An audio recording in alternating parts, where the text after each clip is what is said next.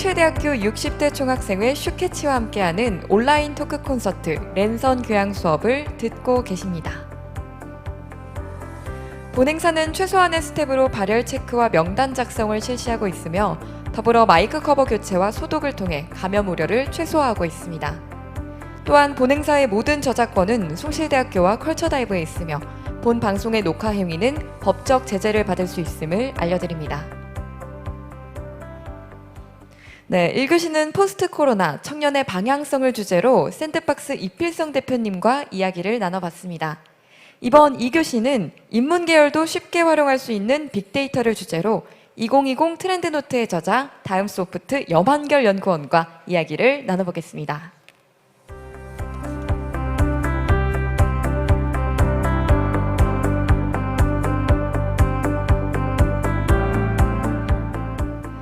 네, 연구원님 안녕하세요. 예, 자기소개 안녕하세요. 부탁드립니다. 예, 안녕하세요. 대다수의 시청자분들이 저를 아마 처음 보셨을 것 같은데요. 저는 다음소프트에서 지금 현재 빅데이터 관련 업무를 8년째 하고 있는 염한결입니다. 네, 빅데이터, 또 4차 산업에서 빠질 수 없는 키워드인데요. 실제로 정확하게 이해하거나 또 활용하기는 좀 상당히 어려운 것 같아요. 그래서 강연자님께서 이제 2020 트렌드노트 저자이신데 이제 연구도 이어가시고 2020년의 트렌드를 좀 정의해 주실 수 있을까요? 2020년도의 트렌드라고 하면은 여러분들도 이미 몸소 느끼고 계시겠지만 그런 코로나 이후 시대일 거라고 생각되는데요. 그것이 원래 없었던 라이프 스타일이 갑자기 나온 그런 건 아니라고 보고 있고요.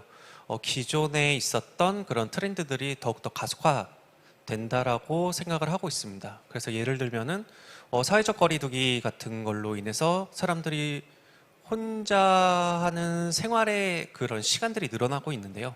그것들이 지금 갑자기 나왔던 것들이 아니라 벌써 몇 년 전부터 혼밥이나 혼술에 대해서 많은 사람들이 그런 라이프 스타일을 추구하고 있었고 그런 것들이 더욱더 가속화되는 그런 시점이라고 생각하고 있습니다.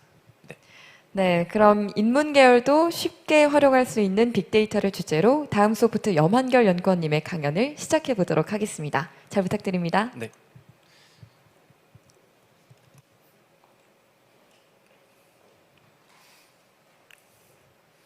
네, 안녕하세요. 네, 다시 한번 인사드리고요.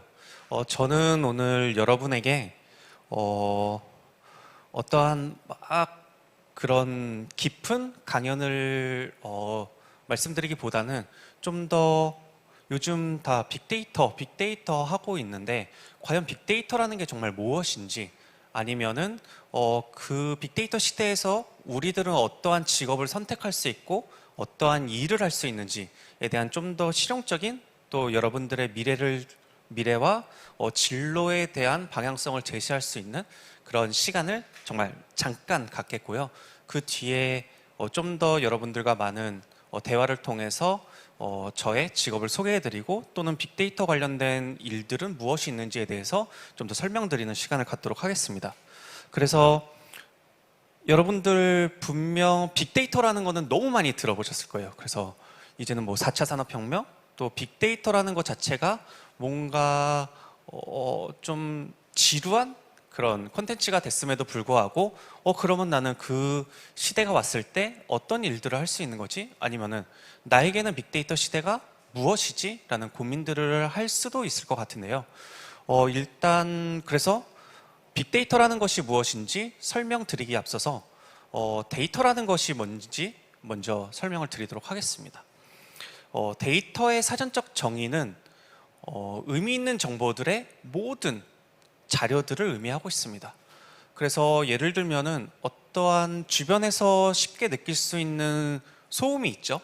그런 것들이 때로는 나에게 아무런 의미가 없을 때는 그게 데이터가 되지 않지만 그런 소음이 나에게 때로는 중요한 의미로 다가왔을 때 이것은 곧 데이터가 되고 있습니다. 그래서 데이터라는 것들이 21세기에 와서 갑자기 막 튀어나온 것이 아니라 그 전부터 인류 문명이 시작됐을 때부터 기록되어 왔던 모든 자료들이 이제 데이터고요. 그것들이 이제 방대한 자료로 나타남에 따라서 빅데이터라는 말을 붙이고 있습니다. 네, 그래서 요 위에 그림들을 보시면은 인류 문명이 시작되고 나서부터는 정말 많은 데이터들이 나타나고 있어요. 그러니까 가장 먼저 나왔던 것들은 벽화이겠죠. 그리고 지금 맨 오른쪽에 보실 그런 그림도 수렵도에 대한 그림인데 이것을 최근 데이터와 비슷하게 생각해 볼 수 있는 것은 바로 일종의 인스타 피드와도 관련된 거죠. 그래서 그 당시에 내가 하루 동안 있었던 수렵에 대한 이야기를 나는 벽화로 그린 거고, 그것이 곧 나의 일상을 나타낸 그런 데이터라고 보실 수 있고요. 그 뒤로도 조선왕조 실록이라던가 아니면은 또 과거에 그런 시대에 있었던 모든 기록들도 다 일종의 데이터인 거죠. 그리고 인쇄술이 발달하고 또 문서화됨에 따라서 이런 수많은 데이터들이 또 나타나고 있고 저장되고 있고요. 그리고 최근에는 SNS 데이터 또는 아까 조금 전에 입성 대표님과 관련된 그런 영상 데이터, 유튜브 데이터, 그리고 텍스트 데이터, 모든 것들이 다 데이터화 되고 있습니다. 그리고 그런 것들은 어떤 일부 사람들에 의해서 생성된 그런 데이터들이 아니라 일반 소비자들, 그리고 우리도 막 하루에 정말 많은 데이터들을 만들고 있죠. 그래서 여러분들이 스스로 생각하기에 내가 얼마나 많은 데이터들을 하루하루 만들어낸다고 생각하고 계세요? 네, 한번 잘 생각해 보시면은 한 가지 예를 한번 드려볼게요. 그런 빅데이터와 관련해서 지금 여기서 제가 강연하고 있는 장소가 청담동에 있는 배식당입니다. 그래서 예를 들어 가지고 여러분이 청담동에 있는 배식당에서 주말에 친구와 같이 밥을 먹기로 했어요. 그러면은 그것이 하나의 일련의 사건이죠.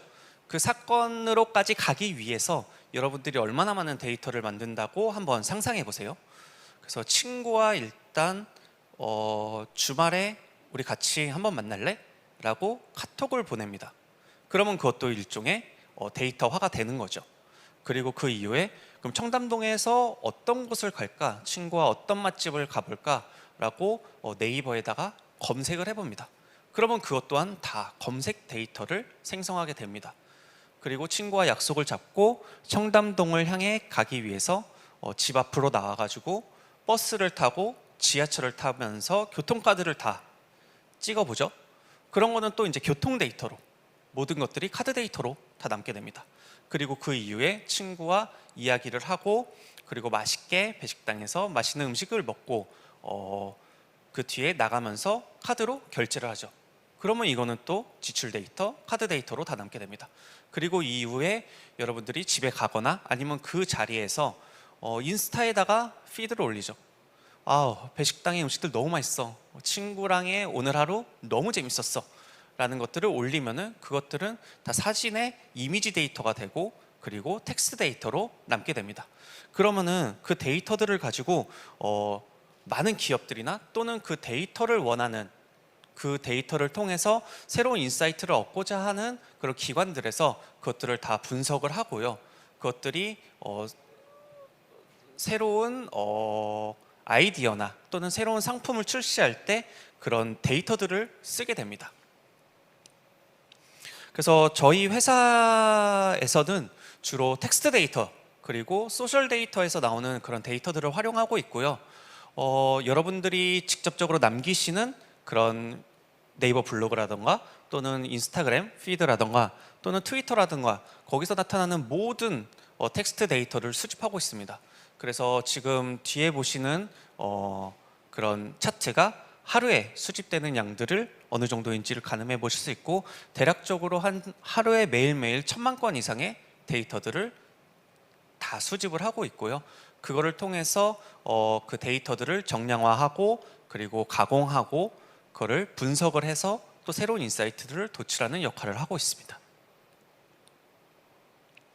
네, 그러면은 그러한 데이터들을 갖고 어디까지 알 수 있을까라고 했을 때, 아까 같이 내가 청담에서 친구를 만나고 배식당에 와서 어떤 음식을 먹었는지 사람들이 다 자발적으로 그런 데이터들을 만들어주고 있어요. 그러면은 그 데이터들을 그룹화 시켜가지고 새로운 인사이트들을 발견할 수 있는데요. 예를 들면은 그런 지역에 따라서 어떠한 술들을 가장 많이 먹는지 또는 어떠한 음식을 가장 많이 먹는지에 대한 그런 결과도 알 수 있습니다. 그래서 저 뒤에 있는 그래프를 보시면요, 각각의 뭐 맥주 또는 소주 또는 와인 이런 술들이 지역에 따라서 어떻게 상대적으로 더 많이 나오는지에 대한 것도 충분히 볼 수 있고요. 그리고 더 나아가서 어떤 모임의 형태에 따라서 더 많은 술을 소비하는지까지도 알 수 있는 그런 결과를 볼 수 있습니다. 그래서 하나 예시를 갖고 왔는데요. 많은 분들이 그런 인스타에다가 자신들의 모임 형태를 남겨요. 그러니까 예를 들어서 남자 셋이 모이면은 남자 셋 모임, 남자 셋끼리 뭐 소주 마셔요. 뭐 어디서 마셔요. 그리고 오늘의 모임에 대한 기분은 어때요? 그리고 오늘은 무슨 요일이에요? 그리고 퇴근인지 아니면은 뭐 불금을 보낸다든지 그런 텍스트들을 자발적으로 올리고 있고요. 그러한 데이터들을 모두 모아서 모임의 형태에 따라 구분을 하면은 맥주가 가장 저 가운데 보이시는 노란색 그래프가 바로 맥주의 비중입니다. 그리고 왼쪽에 보시는 것이 초록색이 소주입니다. 그럴 때 남성분들 같은 경우에는 남성의 수가 늘어날수록 소주를 더 많이 먹습니다. 네. 그래서 맥주보다는 소주를 더 마시는 비중이 늘어나고 있고요. 반면에 여성분들은 그룹의 그런 여성 수의 멤버 수가 많아진다고 해서 소주가 늘어나진 않습니다. 반면에 소맥에 대한 비중이 더욱더 높아지고 있습니다. 그러면은 이런 데이터들을 뽑아서 여기서 이제 그러니까 제가 하고 있는 직업은, 그러니까 일은 여기서 데이터는 누구나 뽑을 수 있어요. 그래서 이러한 데이터들은 여러분도 쉽게 뽑을 수 있습니다. 하지만 여기서 이런 상황들을 갖고 어떠한 인사이트를 얻을 수 있지? 그리고 어떠한 시장에서 이러한 결과가 유의미한 데이터로 나타날 수 있을지에 대한 생각들을 갖는 것이 좀 더 전문가들이 하는 입장인 거죠. 그래서 여러분들도 오늘 지금 이 장표를 보여드린 이유는 이런 데이터들은 이제 점점 더 많이 구할 수 있게 됐어요. 그리고 누구나 다 볼 수 있는 그런 데이터들이고요. 그리고 그 가운데서 새로운 인사이트를 얻고 그러한 인사이트들을 그런 기업이나 또는 기관에게 전달하면서 그들을 설득시키고 새로운 시장에 대한 탐색을 할 수 있는 것들은 이제 앞으로 여러 전문가들이 할 수 있는 그런 일인 거죠.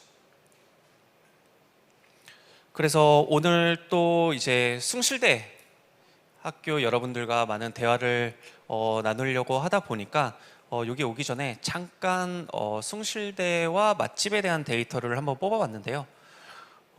이 데이터는 그런 인스타 데이터고요. 인스타에서 숭실대와 맛집이 동시에 언급되는 데이터들을 뽑아가지고 거기서 가장 많이 나온 그런 음식점 또는 카페 순위를 한번 뽑아봤고요. 저는 숭실대를 한 번도 가보지 않았기 때문에 정말 이런 업체가 있는지는 확신할 수 없지만 아마 여러분들은 다 아실 거라고 생각하는데요. 1위는 피터패드라는 카페가 가장 많이 숭실대와 연관돼서 높은 맛집 순위로 나타났고요. 두 번째로는 스톤 504라는 스테이크 전문점 맞죠? 네, 이게 2위로 뽑혔습니다. 그래서 데이터의 힘이라는 것은 어떤 거냐면요. 저는 사실 숭실대를 한 번도 방문한 적이 없습니다. 그런데도 데이터를 통해서 숭실대를 이해할 수 있게 됐고요. 그리고 그 안에서 어떤 학생들이 가장 많이 가는 그런 명소는 어딘지 또는 그들이 고민하는 것은 무엇인지에 대한 그런 생각들을 다 알 수 있게 되는 거죠. 그래서 실례로도 이제는 과거에는 어떠한 소비 시장을 조사할 때 직접 대면을 해서 소비자들과 이야기를 하는 형태가 줄을 이뤘어요. 그래서 어떠한 신제품이 출시가 된다면은 소비자들한테 가가지고 이것은 어떤가요? 뭐 디자인은 마음에 드는가요? 가격은 어떤가요? 또는 경쟁 상품과 대비했을 때 이건 어때요? 뭐 장단점은 무엇인가요? 이렇게 대면 하고 물어봤다면은 이제는 소비자들이 직접 블로그나 또는 인스타 또는 SNS와 같은 그런 다양한 채널들을 통해서 직접적으로 이야기를 하고 그런 데이터들을 모을 수 있는 거죠. 그래서 그것은 단순히 국내의 데이터만 모으는 것이 아니라 이제는 해외에 있는 소비 시장도 지금 한국에서 충분히 조사가 가능합니다. 그래서 실제로도 저희 회사에서도 독일, 영국, 일본, 중국, 미국 시장은 국내 그런 저희 사무실에서 다 그런 시장을 조사하고 그거를 글로벌 시장으로 확장하려는 그런 회사들에게 시장 조사와 컨설팅을 하고 있습니다. 네. 그리고 저희 회사에서는 이런 텍스트 데이터를 주로 이용을 하고 있어요. 그래서 제가 지금까지 말씀드렸던 거는 주로 텍스트 데이터에 대한 빅데이터만 설명을 드렸었는데 정말 많은 부분들의 모든 데이터들이 다 지금 활용이 되고 있고요. 이제 거의 시장의 진입 단계라고 볼 수 있습니다. 그래서 제가 최근에 들었던 가장 빅데이터 활용 사례 중에 하나 흥미로웠던 거를 여러분에게 좀 소개하려고 하는데요. 이거는 과거에 있었던 역사적인 기록이 문화와 함께 만나면서 어떠한 시너지 효과를 냈던 사례인데요. 몇몇 분들은 아실 수도 있지만 요 뒤에 있는 사진의 인물은 루이 14세입니다. 네. 이분은 1600년대의 사람이죠. 그런데 최근에 구글 AI 팀에서 이 루이 14세의 목소리를 복원하는 그런 실험을 했습니다. 그래서 어떻게 그런 목소리를 구현했냐 좀 관심을 갖고 봤는데요. 루이 14세는 왕이다 보니까 그에 관한 모든 기록들이 다 그런 문서화되어 있습니다. 그래서 그 기록들을 보시면은 루이 14세의 그런 치아 형태라 또는 구강 구조 형태들이 시대별로 다 꼼꼼히 기록이 돼 있어요. 그러면은 그 기록들을 다 데이터화 시키고 그런 루이 14세와 비슷한 구강 구조를 갖고 있고 치아를 갖고 있는 사람들의 데이터들을 모두 다 수집합니다. 그랬을 때 그러한 비슷한 류의 구강 구조를 갖고 있는 사람들이 비슷한 목소리를 내는 것을 발견하게 됩니다. 그리고 정확히 루이 14세와 가장 가까운 사람의 그런 데이터를 가지고 직접적으로 루이 14세의 목소리를 구현하게 되는 거죠.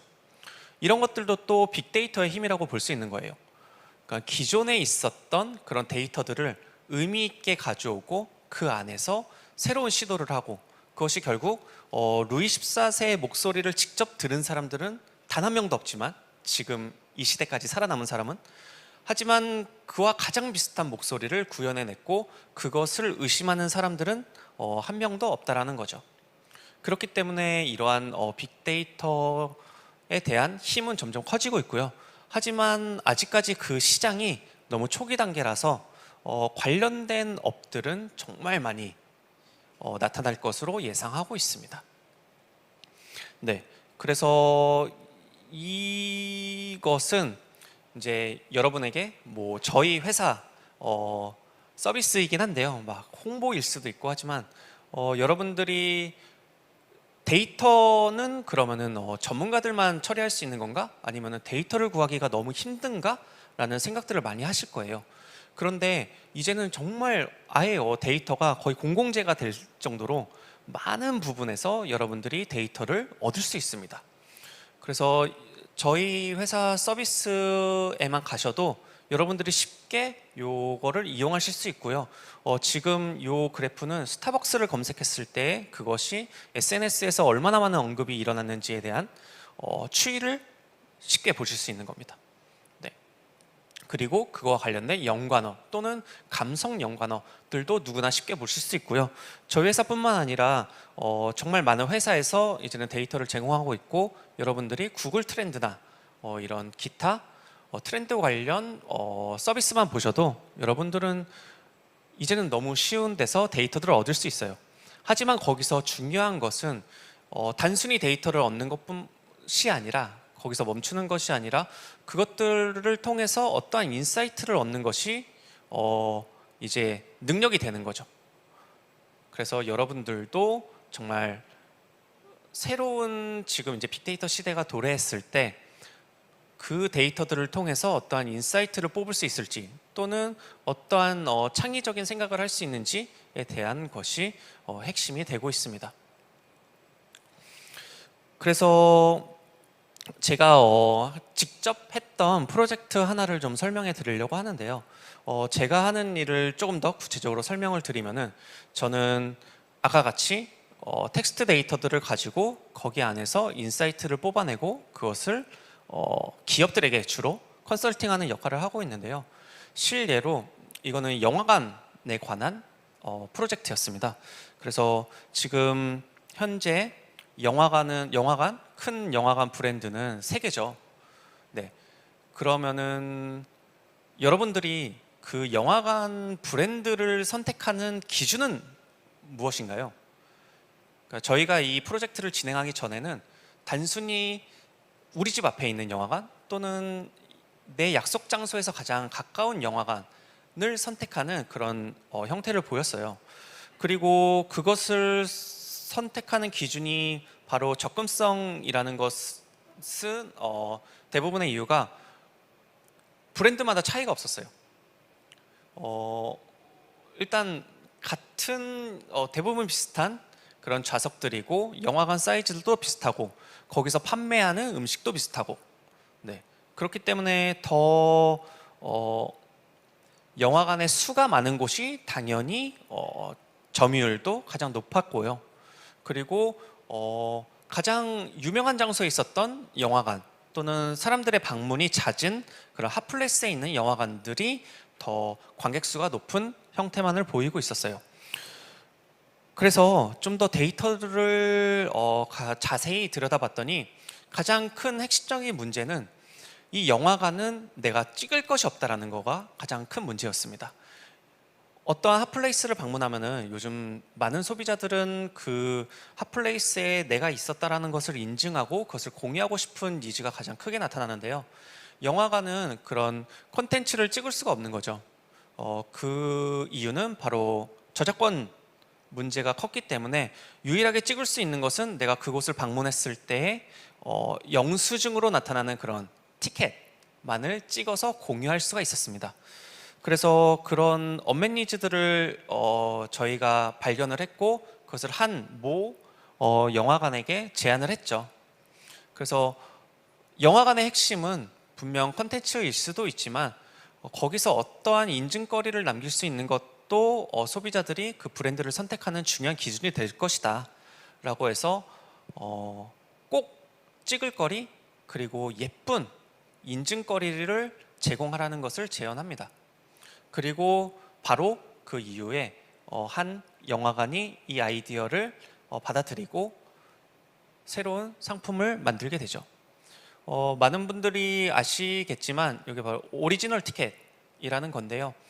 기존에 있었던 티켓들은 단순히 영수증, 그러니까 되게 보잘것없는 영수증으로만 표현됐던 티켓들이 그 영화의 포스터를 담았고요.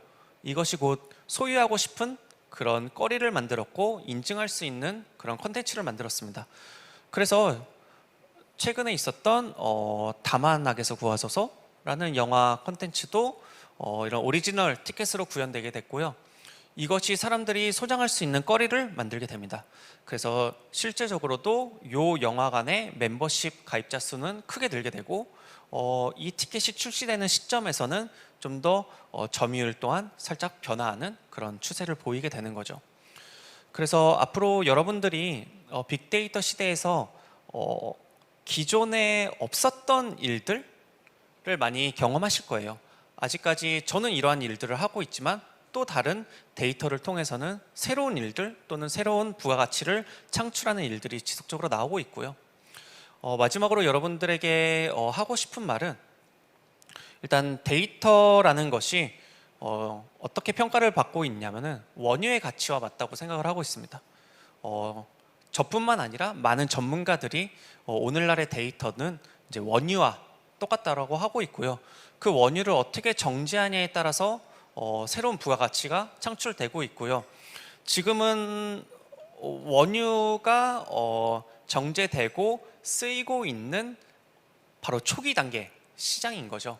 그래서 앞으로 여러분들이 정말 생각지도 못했던 직업들이 나올 거고요. 그런 관련 업들이 막 부흥이 일어나고 날 것으로 예상하고 있습니다. 그래서 여러분들도 지금 당장은 빅데이터가 매우 생소하고 어려운 그런 분야이지만 조금 더 공부해 보시고 데이터가 이런 것들이 있구나, 또는 데이터를 통해서 나는 이런 인사이트를 뽑을 수 있구나 라는 그런 연습들을 해보시면은 좀 더 새로운 일들을 개척해 나갈 수 있고 새로운 시장에 발을 먼저 담글 수 있는 선구자의 그런 역할이 될 수 있을 것으로 기대됩니다. 네, 그래서 여기까지가 빅데이터와 관련된 업에 대해서 간략하게 설명을 드렸고요. 이후에는 여러분들과 함께 좋은 대화 나누도록 하겠습니다. 네, 감사합니다. 네, 친숙하고도 깊은 강연 감사드립니다.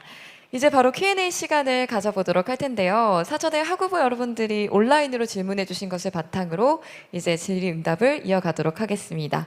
네, 먼저 앞에 있는 상자에서 질문 뽑아 주셨고요. 제가 바로 진행해 보도록 할게요. 첫 번째 질문입니다. 정치외교학과 안병옥님의 질문인데요. 빅데이터를 통한 개인의 관심사나 취향 등을 분석하고 그에 맞게 알고리즘이 운영될 수 있도록 하는 것이 정치적으로나 사회적으로 어쩌면 확증 편향을 생산해내고 있지 않은지 걱정됩니다. 이에 대해 어떻게 생각하시는지, 미디어 윤리와 교육은 앞으로 어떤 식으로 이루어지는 것이 효과적이라고 생각하시는지 궁금합니다. 라고 질문 주셨네요. 네, 빅데이터와 관련된 강연을 좀 다니다 보면은 많은 분들이 하는 질문이신데요. 이런 빅데이터라는 것들이 어떻게 보면은 편향된 그런 쪽으로 기울어지지 않을까라는 우려들이 많이 나타나고 있는데요. 많은 기업이나 또는 정부에서는 오히려 그런 편향된 시선을 원하고 있죠. 네, 그래서 이렇게 한쪽으로 쫙 몰려야지 내가 그들을 위한 정책도 만들기가 좋고, 또는 어떠한 상품, 신상품이 나왔을 때 모든 소비자들을 다 아우를 수 있다면은 그보다 좋은 제품, 그런 마케팅 전략이 또 없는 거죠. 그런데 오히려 생각보다 그렇게 편향된 시선이 오히려 빅데이터 상에서는 좀 분산되는 경향도 나타나고 있어요. 예를 들면은 예전에는 어떠한 시장 조사 같은 걸 하면은 직접 나가가서 인터뷰를 하면은 한 두세 명에게 인터뷰를 하면은 그것이 미디어를 통해서 나타나고 그것이 곧 모든 소비자들 또는 모든 국민을 대변하는 것처럼 나타나는 경향이 있었는데요. 이제는 여러분들도 미디어에서 어떠한 기사를 내보냈을 때 난 아닌데? 나는 아닌데? 내 주변도 아닌데? 그리고 댓글도 아닌데? 라는 반박을 충분히 할 수 있는 그런 시장이 마련되고 있거든요. 그래서 오히려 그러한 데이터들이 더 데이터가 많아지고 그런 데이터들을 공유할 수 있는 플랫폼들이 늘어나면서 편향된 것만은 아니라 조금 더 좀 다양한 의견들이 나올 수 있고, 그 안에서 어떻게 하면은 좀 더 다수가 원하는 것이 무엇인지, 아니면은 더 좀 다른 의견은 어떤 것인지 좀 더 구분할 수 있는 그런 것들이 오히려 더 빅데이터 시대에 나타난다고 생각하고 있습니다. 네, 두 번째 질문도 같이 있는데요. 미디어 윤리와 교육은 앞으로 어떤 식으로 이루어지는 게 좋은 것인지라고 질문을 또 주셨네요. 네, 미디어 윤리와 교육까지는 제가 별로 생각을 해본 적은 없는데요. 일단은 미디어 윤리라고 하면은 그런 거기서의 사람들의 의견에 대한 그걸로 저는 이해가 되고 있는데, 단순히 미디어의 윤리뿐만 아니라 빅데이터 시대에서 데이터를 봤을 때 아까 같이 편향된 시선으로 그 데이터를 바라보면 안 되는 것 같아요. 그러니까 내 의견이 무조건 맞고 다른 의견은 무조건 배척돼야 되고, 이런 것들이 아니라 약간 조금은 좀 다른 의견도 충분히 수용할 수 있고 그 안에서 여러 의견들을 존중하고 서로 배려하는 그런 윤리들이 더 오히려 더 중요시 될 것 같고 있고요. 그것이 소비자나 국민 입장뿐만 아니라 정부나 기업 입장에서도 서로 이렇게 중립적인 입장에서 서로 이야기를 나눠야 된다고 생각하고 있습니다. 네. 네, 지금 실시간으로 진행되고 있는 와중에도 데이터가 쌓이고 있는데요. 바로 댓글이죠. 그래서 실시간 댓글로 질문을 한번 받아봤습니다. 먼저 첫 번째 질문인데요. 요즘 데이터 드리븐에 대한 중요성이 부각되고 있는데요. 연구원님께서 생각하시는 데이터 드리븐이란 무엇인가요? 또한 데이터 드리븐의 역량을 키우기 위해서 필요한 조건은 무엇인가요? 라고 실시간 데이터로 질문이 올라왔네요. 네. 데이터 드리븐에 대한 것도 다 이제 어떻게 보면 일맥상통하는 내용인데요. 일단은 데이터 드리븐이라는 거는 결국에는 데이터가 어떠한 시장의 역할을 결정하고 모든 것들을 다 판단하고라고 볼 수 있는데 일종의 하나의 의사결정을 하기 위한 방법인 거죠. 그래서 인공지능이나 빅데이터 시대가 도래하면서 가장 많이 나타나고 있는 거는 어떠한 사건이나 아니면 어떠한 의사결정에서의 까지의 그런 단계, 최종 단계 전에 그것을 확인할 수 있는 최선의 방법을 찾는 것이 지금 이제 데이터의 힘이라고 볼 수 있는데요. 결국에는 최종 의사결정은 지도자 또는 그거를 최종적으로 의사결정하는 자의 그런 능력이 또 거기서 판단되고 있고 그것은 아직까지 컴퓨터나 인공지능이 할 수 있는 영역이 아니라고 생각을 하고 있거든요. 그렇기 때문에 조금 더 아직까지도 우리 인간들이 해먹을 수 있는 시장들이 좀 더 많은 거죠. 네, 그래서 아까 같이 그런 역량을 키우기 위해서는 일단은 데이터라는 것에 분석할 수 있는 능력을 키우고 그것을 통해서 조금 더 새로운 아이디어를 또는 창의력 있는 또는 그것이 어떠한 부가가치를 만들 수 있는 능력을 키우는 것이 가장 중요하다고 생각을 하고 있습니다. 네, 감사합니다. 바로 두 번째 실시간 댓글 읽어볼 텐데요. 빅데이터를 활용하기 위해서는 컴퓨터를 어느 정도 다룰 수 있어야 할까요? 프로그래밍 같은 것들을 알고 있어야 하나요? 라고 질문 주셨네요. 오늘 요 강연의 주제도 인문 계열도 쉽게 활용할 수 있는 빅데이터잖아요. 그래서 많은 분들이 제가 빅데이터 관련 전문가라고 하면은 프로그래머라는 오해를 많이 하고 계십니다. 하지만 저는 예를 들어서 빅데이터와 관련된 뭐 코딩이라든지 아니면 파이썬이라든지 R 같은 거를 꼭 배워야 되냐고 물어보시는 많은 분들이 계시는데요. 저는 그 중에 아무것도 할 줄 아는 게 없고요.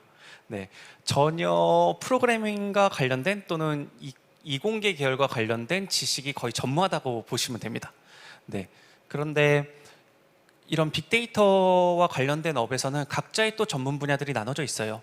그래서 프로그래머들이 반드시 필요하고 그거를 해석하는 분들도 필요하시고 그 해석을 통해서 어떠한 인사이트들을 도출하고 그거를 어떻게 아이디어로 창출해내는지에 대한 전문 분야들이 다 나눠져 있고요. 그래서 저는 제 분야를 약간 요리와 관련된 셰프라고 표현을 하고 있는데요. 음식 재료들을 구하기 위해서는 이제 농부들도 필요하고 그거를 뭐 쌀이면은 뭐 탈곡하는 그런 전문가도 필요하고 그런 거를 다 공정하고 유통하는 전문가들도 다 필요하고요. 그러한 요리 도구나 그런 재료들이 다 모였을 때 그거를 최종 소비자들한테 전달하기 직전에 그런 음식을 만드는 역할은 지금 제가 하고 있는 업무라고 생각을 하고 있거든요. 그래서 그런 잘 가꿔진 그리고 좋은 음식 재료들을 가지고 그걸 잘 요리를 해서 그 안에서 인사이트들을 얻어서 이렇게 최종 소비자들한테 전달하는 역할을 하고 있기 때문에 저의 업을 좀 이렇게 바라시는 분들은 프로그래밍에 대한 꼭 그런 의무감은 느끼실 필요가 없을 것 같아요. 하지만 물론 알면 너무 좋죠. 그래서 지금까지 배웠으면은 그거를 막 후회하지 마시고 그거를 더 개인의 무기로 삼고 또 인문학적인 그런 소양도 길러서 만약에 저의 그런 업을 원하신다면은 그쪽으로 이제 역량을 키우시는 것을 추천드립니다. 네, 좋은 말씀과 응원 감사합니다, 데이터 셰프님. 네. 네, 그럼 다음 질문 바로 만나볼까요? 네. 다음 질문 아, 뽑아주시죠.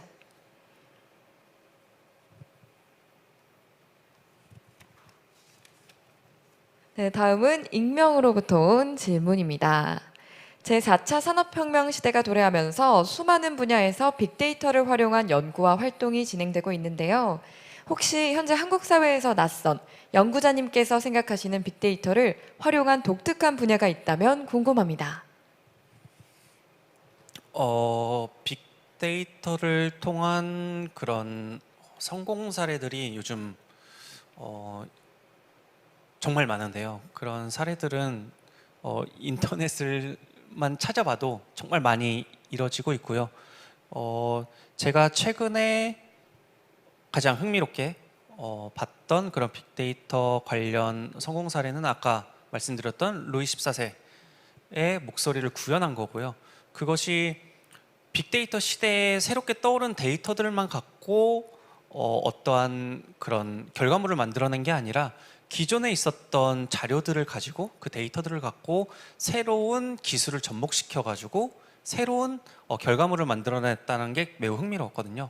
그러면은 같은 방식이지만 예를 들어서 조선왕조실록에도 그런 왕의 구강 구조나 이런 것들이 기록돼 있다면은 충분히 이제 우리도 세종대왕님의 목소리를 들을 수 있는 그런 미래를 꿈꿔볼 수도 있는 거죠.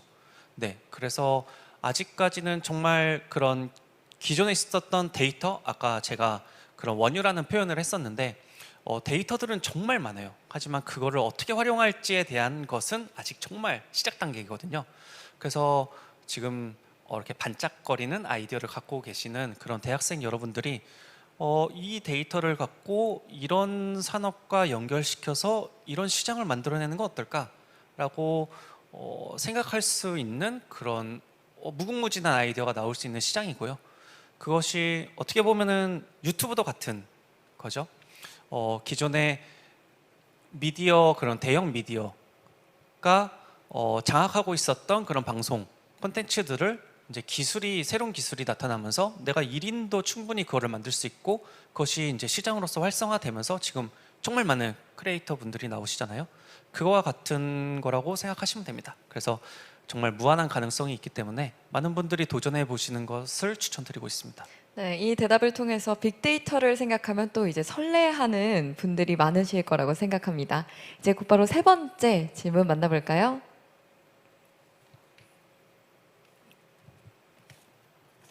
네, 세 번째 질문도 역시 익명의 질문입니다.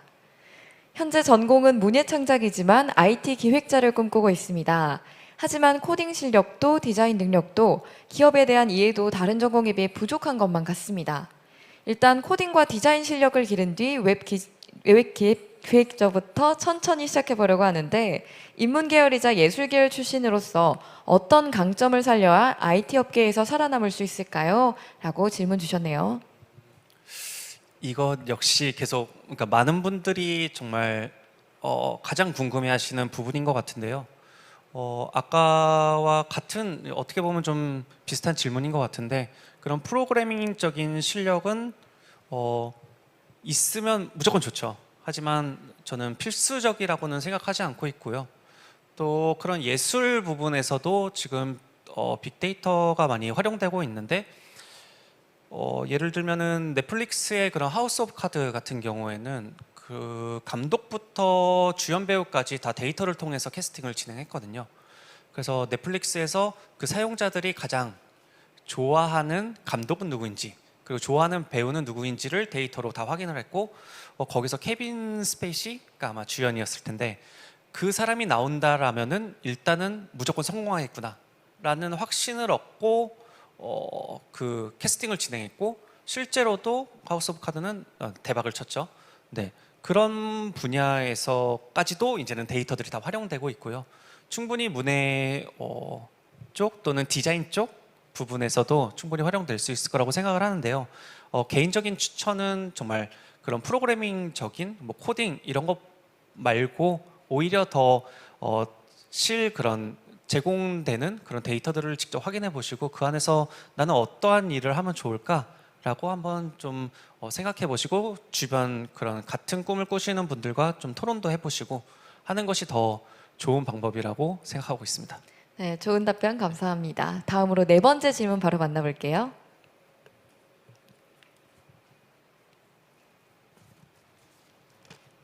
네, 네 번째 질문은 전기공학부 이남구 학우분의 질문입니다. 안녕하세요. 저는 인문학적 소양을 갖춘 공학도가 목표인 학생입니다. 분야를 가리지 않는 융합의 시대에서 저는 제 주변의 사람들의 심리를 이해하고 함께 고민해주며 그들의 입장에서 공감해주는, 그러면서 그들에게 제 전공을 살려 도움을 주는 사람이 되고 싶습니다. 그런 삶을 살기 위해 어떤 노력을 해야 할지 알려주세요. 라고 의견 주셨습니다. 네, 좋은 마인드를 갖고 계시는 분인 것 같은데요. 일단은 사람들의 심리를 파악하는데도 최근에 데이터가 많이 이용되고 있죠. 그래서 일단은 그 지금 청년들이 어떤 많은 고민들을 하고 있는지 또는 노인들은 어떤 고민을 하고 있는지 그들이 스스로 자기들의 고민을 이렇게 소셜상에다가 올리고 그런 것들을 데이터로 분석을 하다 보면은 그들의 고민이 무엇인지를 많이 공감하게 되고요. 이해하게 되고 또 그런 경우가 있습니다. 네. 그리고 그거를 더 나아가서 이런 만약에 예를 들어서 심리 치료라는 것들을 이야기한다라고 하면은 그런 심리적인 부분들의 데이터가 있고요. 그리고 날씨 데이터 같은 것들을 접목시킬 수가 있어요. 그래서 실제로도 날씨의 영향에 따라서 그런 자살률들을 예측하는 데이터 그런 연구들이 이미 진행되어 와 있고요. 그래서 특정 날씨가 있는 그런 날에는 자살률이 높은 그런 경향이 나타나고 있습니다. 그러면은 뭐 그러한 때에 그런 우울증 환자들에게 적절한 치료를 할 수 있는 그런 시스템도 마련될 수 있고요. 그런 전공들을 살려서 주변뿐만 아니라 정말 공익적인 일들도 충분히 할 수 있는 거죠. 그래서 빅데이터 산업 같은 경우에는 지금 공익을 위해서 정말 많이 쓰이고 있거든요. 그래서 관련 그런 케이스들을 한번 살펴보시면은 정말 많이 있거든요. 그 부분에서 자기가 좀 더 관심 있는 부분 또는 자기가 추구하는 그런 방향이 나타나는 부분에 대해서 좀 더 한번 깊게 고민해 보시고 네, 그런 사례들을 좀 한번 보시면은 좋을 것 같습니다. 네, 역시 빅데이터는 우리 일상 속에서 정말 많은 공익을 실현하고 있다고 생각합니다. 네, 다음으로 다섯 번째 질문 바로 만나볼까요? 네, 다섯 번째 질문은 유기신소재 파이버공학과 김용현 학우의 질문입니다. 빅데이터 이후에 데이터 환경의 변화가 일어날까요? 현재는 기록되어 있는 방대한 정보를 토대로 전문 인력이 종합하고 분석하고 그것을 기반으로 추후 행보를 결정합니다. 전문 인력이 없이 데이터 분석 후 추후 행보까지 이루어내는 데이터 환경의 변화가 가능할지 궁금합니다. 네, 거의 지금 주시는 질문들이 약간 비슷한 류인데 그러니까 빅데이터라고 하면은 많은 분들이 되게 어려워하세요. 그러니까 그런 빅데이터를 관리하는 전문 기관이 있는 것 같고 그 데이터를 모으는 또 전문 인력들이 있다라고 오해를 하시는데 데이터라는 거는 정말 일상 속에서도 충분히 얻을 수 있는 자료고요. 그리고 보통 이제 어떠한 의견을 물어보면은 내 주변을 쫙 보니까 한 요런 류의 아예 의견들이 있어요라는 자기만의 데이터를 갖고 있고요. 그리고 내가 직접 대면하진 못했지만 일단은 이제는 아까 제가 설명드렸던 또는 소개드렸던 그런 저희 회사만 가시더라도 내가 관심 있어하는 키워드를 검색하시면은 그거에 관련된 언급량이 매일매일 어떻게 나타나는지 그거와 관련된 연관어는 뭔지를 너무나도 쉽게 볼 수 있어요. 그래서 어떨 때는 뭐 이렇게 예를 들어서 과제 같은 걸 하실 때도 그런 데이터들을 이용하면은 좋고요. 그러니까 정말 전문적인 그런 전문인들만 꼭 이거를 분석할 수 있겠구나라는 그런 두려움 점은 좀 접어두셨으면 좋겠고요. 데이터라는 거는 누구나 얻을 수 있는 거고, 그거를 가공해주고 그런 정제해주는 전문 인력도 너무 많아요. 그리고 그 가공된 데이터도 쉽게 얻을 수 있습니다. 그래서 지금 아직까지 많은 인력이 없는 부분이 바로 제가 지금 하고 있는 그런 일인데요. 제 일에 충분히 도전해 보시면은 너무 좋을 것 같아요. 그래서 거기서 더 인사이트들을 뽑고 인문학적 소양을 갖고 좀 더 그 데이터들이 어떠한 인사이트를 갖고 있는지에 대해서 좀 더 고민해 볼 수 있는 그런 분이 되셨으면 좋겠습니다. 네. 네, 좋은 답변이 되셨길 바랍니다. 바로 이어서 정말 많은 분들께서 질문 주셨기 때문에 이어서 다음 질문 바로 만나볼까요?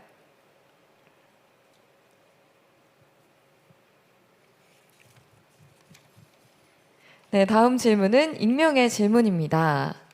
빅데이터가 말해주는 코로나 이후 인간 사회는 어떤가요? 혹은 현재 보여지고 있는 한국의 변화에는 어떤 것이 있나요? 또한 그에 대하여 우리 청년들이 가질 바람직한 자세가 어떤 것이라 생각하시는지 궁금합니다. 코로나 사태 이후에 가장 많이 변한 그런 라이프 스타일적인 패턴은 사회적 거리 두기이죠. 그래서 일단은 크게 관계 변화가 뚜렷하게 나타나고 있고요. 그리고 공간의 변화가 또 뚜렷하게 나타나고 있는데요. 관계의 변화는 이제 기존에 여러 사람들을 만났던 그런 라이프 스타일에서 좀 더 그 소규모 그리고 나와 가장 직접적으로 대면에 있는 또는 가족이라던가 혼자에 대한 그런 이해 관계 또는 거기서 같이 함께 소비하고 또는 생활하는 그런 패턴들이 더 두드러지게 나타나고 있는데요. 아까 처음에도 말씀드렸듯이 그것이 갑자기 어느 순간 뽕 하고 나타난 것이 아니라 원래부터 그거에 대한 로망들이 있었어요. 예를 들면 혼자에 대한 로망들이 계속적으로 나타나고 있었거든요. 그래서 더 혼자만의 시간이 오히려 가장 내가 하루에서 가장 제일 행복한 시간이 됐었고 혼술 혼밥이 너무나 자연스러워진 그런 시대였는데 이게 코로나로 인해서 더 그 시장이 커진 거예요. 그래서 혼자 할 수 있는 일들이 더 많아지게 되는 거죠. 그러면서 어떻게 보면은 그 변화가 익숙했던 사람들이 많이 있었던 거예요. 그런데 그런 것들에 대해서 막 패닉이 일어나거나 그런 것들은 오히려 데이터적으로 보이지 않고 있고요. 관련 라이프 스타일들이 점점 더 커지고 있고 관련 제품들이나 상품 서비스들이 더 늘어나는 거는 보이고 있어요. 그래서 오히려 기업들한테 얘기하는 경우는 너네가 팬데믹으로 정말 고민을 많이 하고 있지만 어찌 보면은 소비자나 국민들의 입장에서는 비록 위생이나 건강에 대한 그런 우려들은 많이 나타나고 있지만 그런 생활 패턴에 대해서는 그렇게 변화가 나타나고 있지 않거든요. 그래서 그 변화들이 오히려 막 정말 갑자기 막 급변하는 것이 아니라 점점 더 가속화된다라고 보고 있습니다. 네. 네, 그럼 염한결 연구원님께 두드러지는 가장 큰 라이프 스타일의 변화는 무엇이었나요? 저희 회사의 경우는 주로 재택근무를 벌써 3년 전부터 하고 있었거든요. 네. 그래서 저는 한 일주일에 한 번 정도만 회사를 출근하고 나머지는 거의 다 집에서 하고 있었는데요. 사람들이 다 대부분의 저희 주변에서 너무 부럽다고 해요. 그런데 막상 본인들이 재택근무를 하니까 일종의 불편함들도 나타나는 거죠. 그러면서 저를 많이 이해해 주기 시작했는데 앞으로의 그런 일상들은 과거와 정말 많이 바뀔 거예요. 그것이 새로운 시도가 아닌 이제 일상으로 다가왔을 때 거기서 어떻게 적응하냐, 누가 더 먼저 적응하냐가 매우 관건이 될 것으로 보고 있고 저는 이미 3년 전부터 그걸 경험하고 있어서 조금 더 그것이 편하게 다가오는 그래서 오히려 변화라기보다는 좀 더 이렇게 적응이 더 잘 됐다는 것이 제 인생으로 봤을 때는 그런 것이 두드러지고 있습니다. 네, 좋은 말씀 감사합니다. 바로 질문 다시 만나볼까요? 네. 네, 다음 질문은 익명의 질문입니다. 빅데이터는 21세기에서 빠질 수 없는 단어입니다. 어떠한 물건을 구매하고자 인터넷을 찾아보다가 SNS에 접속하면 어떻게 알았는지 방금 전까지 찾아보던 물건의 광고가 수없이 뜨는 경우가 많습니다. 그럴 때마다 내가 이 물건을 사고 싶어 하는지를 어떻게 알고 이런 상업성 광고를 보여주는지가 궁금했고, 이런 목적을 빌미로 개인정보에 악용이 가능하지 않나라는 궁금증도 들었습니다. 이러한 빅데이터의 부정적 측면은 어떻게 해결할까요? 네, 보안 이슈에 대한 것이 빅데이터 시대에서 가장 우려되는 부분이고, 많은 분들이 걱정하고, 특히 나의 그런 정보가 다른 사람들에게 쓰인다는 것이 굉장히 기분 나쁘고, 그래서 더 차단하려고 하는 그런 추세도 보이고 있는데요. 일단 그런 보안과 관련된 것들에 대해서 말씀드리기 앞서서 이제 데이터 3법에 대한 것을 좀 말씀을 드리자면은, 최근에 이제 8월에 데이터 3법이 이제 개정이 됐잖아요.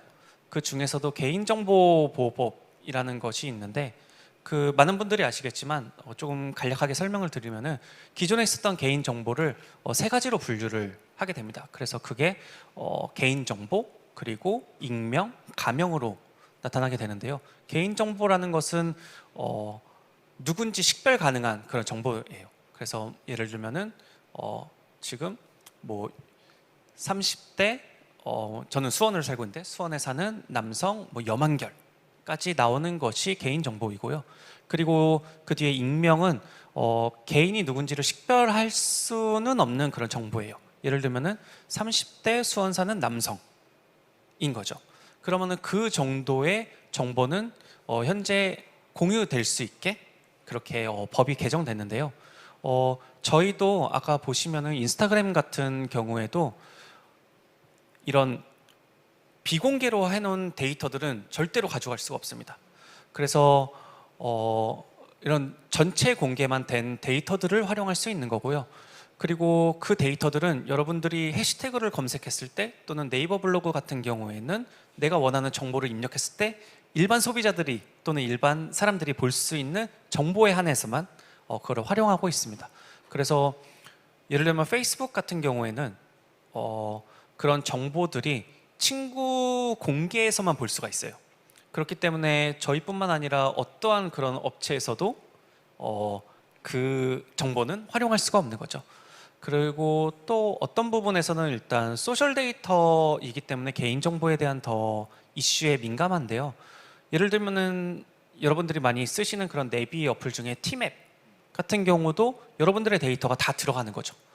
그래서 내 데이터를 기준으로, 그러니까 내 데이터가 포함돼서 정말 수많은 사람들이 이용하는 그런 그 경로를 실시간으로 정보로 제공해주고 있는데, 또한 그런 데이터 상에서는 개인정보에 대한 이슈가 또 나타나지 않고 있거든요.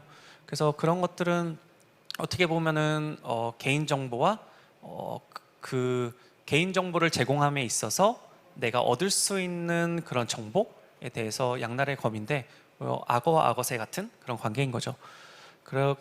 그 이슈는 앞으로도 계속적으로 나타날 것으로 예상되고 있고요. 최대한 그런 익명성이 보장되는 그런 데이터들만 지금 현재는 그렇게 활용되고 있다라고 생각하시면 됩니다. 네. 네, 이제 마지막 질문을 끝으로 오늘 Q&A 시간을 마무리해 볼 네. 텐데요. 마지막 질문 네. 신중하게 골라주시죠. 네, 마지막 질문입니다. 네, 익명의 질문인데요. 빅데이터를 활용한 지속 가능한 미래를 만들 수 있는 방안에 대해서 질문하고 싶습니다. 점점 우리의 삶과 밀접해지는 빅데이터 기술로 우리의 삶은 더욱 편해지고 있습니다. 그렇다면 더 나아가 빅데이터가 활용되어야 할 핵심적인 산업 또는 분야는 어디라고 생각하시나요? 또는 빅데이터를 통해 지속 가능한 발전과 미래를 이끌어갈 분야는 어디라고 생각하시나요? 마지막 질문으로 참 좋은 질문인 것 같은데요. 앞으로 그러니까 빅데이터와 관련돼서 각광받는 산업을 어떻게 하나로 이야기하기는 매우 힘들 것 같고요. 지금 이 방송을 시청하시는 여러분들이 이제 앞으로 만들어야 될 산업이라고 생각하고, 그 산업을 만들어갈 수 있는 원동력이 되는 것이 이제 빅데이터라는 기술인 거고요. 앞으로 더 이런 데이터들을 통해서 어떤 공공적인 이익이 될지 또는 어떻게 하면은 좀 더 우리가 좀 더 밝은 미래를 꿈꿔올 수 있는지 또는 그것이 단순히 산업이나 시장뿐만 아니라 정책 또는 정부의 입장으로서는 또 어떠한 미래를 그려 나갈 수 있을지는 정말 무궁무진한 시장이기 때문에 여러분들이 바로 뛰어드시면 될 것 같아요. 그래서 지금 이 산업에 대한 그런 시장 크기는 아직까지는 정말 작다고 생각을 하고 있거든요. 그래서 어떻게 뭐 요걸 해보세요. 아니면은 뭐 요 데이터가 좋아요. 라고 이야기하기보다는 여러분들이 더 많은 데이터들을 한번 보시고 새로운 산업을 꿈꿔 오신다면은 정말 많은 인재들이 양성될 것 같고 특히 이렇게 한국 사회에서 정말 많은 세계가 부러워할 만한 그런 산업들이 계속적으로 나타날 것이라고 충분히 예상하고 있습니다. 네, 좋은 말씀 감사드립니다. 이것으로 질의응답 시간은 모두 마무리 지을 텐데요. 정말 많은 분들께서 실시간으로 질문 주셨는데 시간 관계상 모두 대답해드리지 못하는 점 양해 말씀드립니다. 네, 그럼 지금까지 나온 질문들 중에서요. 가장 기억에 남거나 유익했던 질문이 있다면 질문 하나만 뽑아주실까요? 이 뽑아주신 질문자에게 네. 또 총학생회에서 준비한 특별한 상품이 돌아가니까 신중하게 뽑아주셔야 됩니다. 갑자기 부담이 되네요. 네.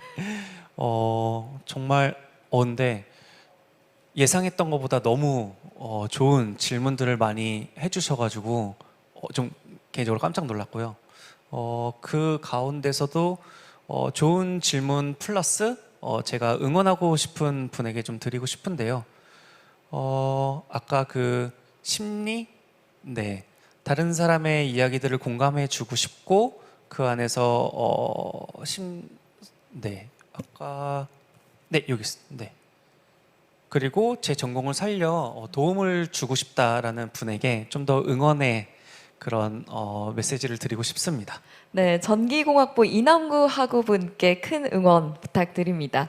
네, 오늘 질문 선정자는 바로 이남구 학우분이고요. 축하드립니다. 와. 네, 좋은 의견 보내주셔서 감사드리고요. 그럼 이것으로 다음 소프트 염한결 연구원님과의 시간은 여기서 마무리하도록 하겠습니다. 오늘 숭실대학교 온라인 토크 콘서트를 빛내주셔서 진심으로 감사드립니다. 네, 감사합니다.